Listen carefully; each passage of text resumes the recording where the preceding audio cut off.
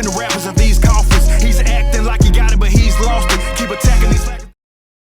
Welcome to 3-Count Commentaries. Today we're going to talk about War Chamber by MLW from November the 17th, 2021. This was a one-match show, and the one match was essentially the War Games version, MLW edition.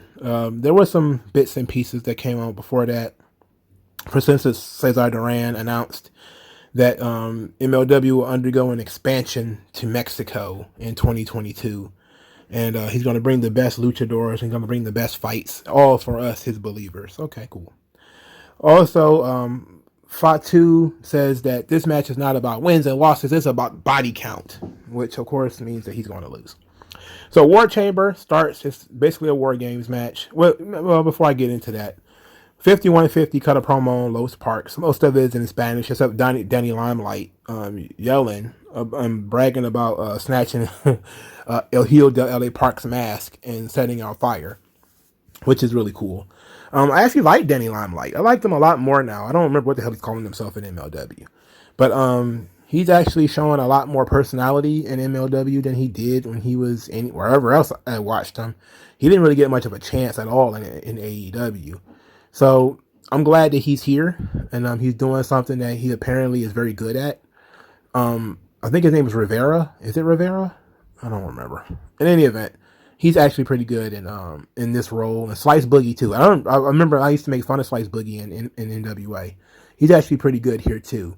So Court Bauer did a good job. Took two guys like Danny Limelight, who I'd only seen in United Wrestling Network or something like that, and he was just a nothing guy standing there. And Slice Boogie, who I also saw in United Wrestling Network, but saw more of him in NWA and thought he was kind of a joke. And a couple of young guys, and he turned them into something that was very interesting. Now, sure, it's a ripoff of LAX, but I mean, if the ripoff is just as fine, then I don't have a problem with it. I only have problems with bad ripoffs. I mean, you can't be the Rock and Roll Express, but if you can be the Rockers, you're pretty good. So they're not quite the Rockers. There's other versions of LAX like Santana and Ortiz that are actually better than them, but they have potential. So I'll give them some credit. Now let's get into this War Chamber match. Because the big surprise coming into this match was Matanza Duran was in it. He was announced as being the first member for the MLW team. And it was really Jeff Cobb. He took off the Matanza gear, and it was really Jeff Cobb. And we got 5 minutes of Jacob Fatu, who started the match for his team, for Contra, and Jeff Cobb. And I thought that was pretty cool, except they didn't really do anything. And they were confined to a space that would look like you could put a child's t-shirts and fold them up and put them in there. The ring was so tiny with these two men in it. These two big Polynesian dudes are ramming into each other. They're trying to ram into each other. They're like two gigantic rams, but they're caged in a really small cage for poodles or something, and they're trying to get at each other. They did a little something, but for the most part, the cage was too small. They really couldn't get anything done. They really couldn't go and do what, Jacob Fatu and Jeff Cobb should be able to do against each other. They weren't really able to do it. So that was kind of a dick tease. But for the most part, I was surprised to see Jeff Cobb legit come out there. I also thought it was very strange that they announced that Jeff Cobb was Matanza in Lucha Underground. I'm like, are we using Lucha Underground or are we not? Because he should have just wrestled as Matanza if that was going to be the case. But he was introduced as Matanza Duran. And then he took all the gear off and became Jeff Cobb. I get it. Matanza is the intellectual property of whoever owns Lucha Underground. They're probably going to get sued for it. You don't want to do that. So we probably should have just brought Jeff Cobb and just announced him as Jeff Cobb. So that would have been fine. But saying that he played Matanza is basically like this 4D chess move where it's meant to blow your mind. And it's kind of like, but I already knew that. And then at the same time, why are we announcing that this guy's an actor and he was playing a character? How is he not playing a character right now? I don't know. The rest of the match was what it was. They put two nobodies on Contra's team, which almost guaranteed they were going to lose. Well, three guys on Contra's team that was guaranteed to lose. Savio Vega was on the other team, MLW. They talked about Savio Vega and Matanza being two guys that Roberto Duran, the boxer, Cesar Duran, put on Hammerstone's team because he couldn't find any other partners. So this is part of his deal with Hammerstone, that he would bring in Savio Vega and Jeff Cobb to team up with Hammerstone. So apparently, not only did that, but they won. So now Hammerstone won this match because of the additions Cesar Duran brought to his team. So that ought to be a very interesting thing going forward when it comes to what they're going to do with the characters and the storylines of Alexander Hammerstone. So the win became Hammerstone put Akuro Kwan, who I've only seen a handful of times, and he's been in Contra probably for a while now. He beat him with the torture rack, like legitimately beat him with like Lex Luger's torture rack. So after the match, there was some anger.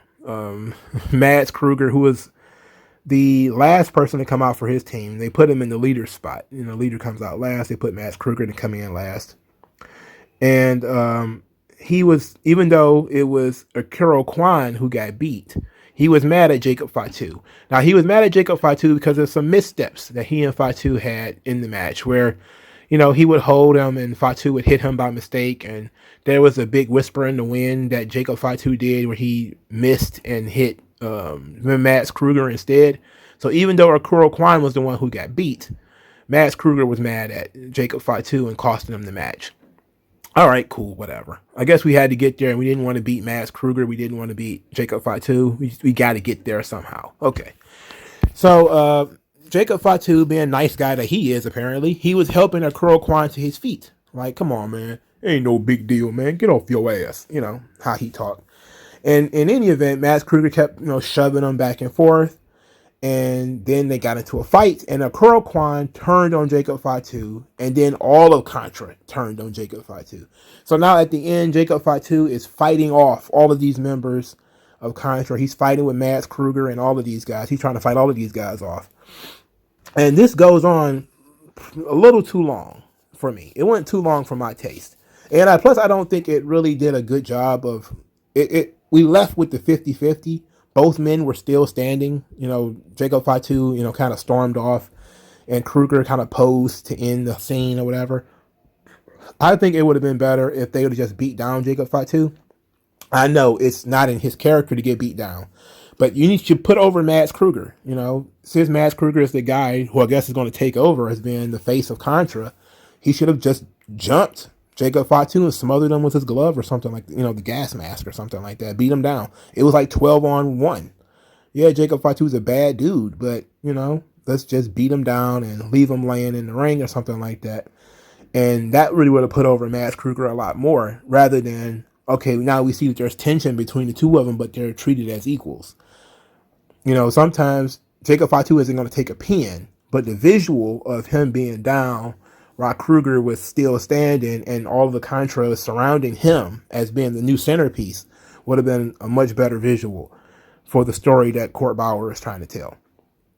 So after that, we go to Cesar Duran, who is talking about his new temple, and Katrina, who I don't remember what her name is now, but she's apparently in business with Cesar Duran in building this new temple. So this was, despite it being only a one-match show, it had a lot of story elements into it, which is good. And EJ Nduka was in this match. He still is not good. He still sucks. He's not good. I've seen him a couple, and Court Bauer is being very smart in how he's using EJ Nduka by only putting him in multiple man matches. He hasn't put him in a singles match yet.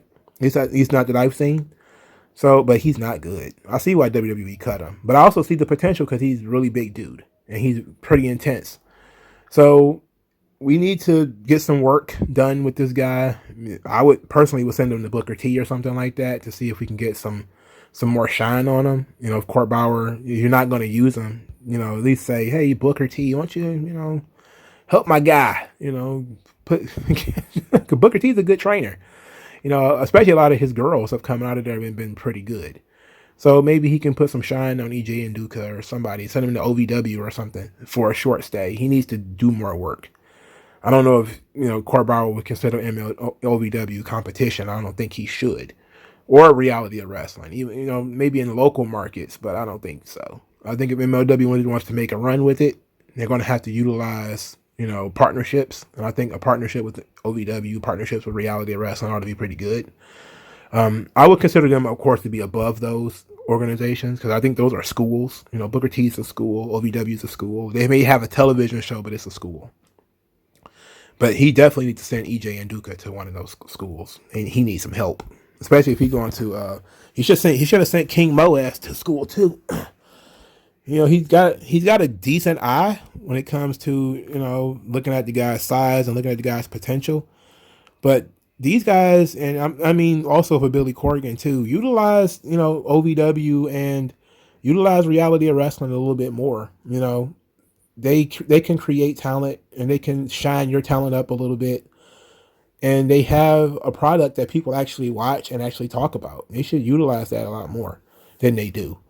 Especially in this economy with the way the wrestling business is, because you don't know who you're going to end up losing to AEW or WWE, whatever. But you constantly want to have young guys coming in and staying there and maybe have some time to build some storylines with them and stuff like that before they move on. So get in on the ground floor, try to trade as many young guys as you can around to see if you can, get these guys booked and just to get them some experience before, somebody comes a call and it snatches them off the market and you didn't really get the chance to do anything with them. But War Chamber was a decent match. It just felt like it was confined to a broom closet, and that made it less fun. But the story made up for it. But let me know what you guys think in the comment section below. Like, share, subscribe. I'll talk to you guys later. Old non-aggression. Once that lesson sets in, you'll see a session. But you got an affection for no progression, regression. The best.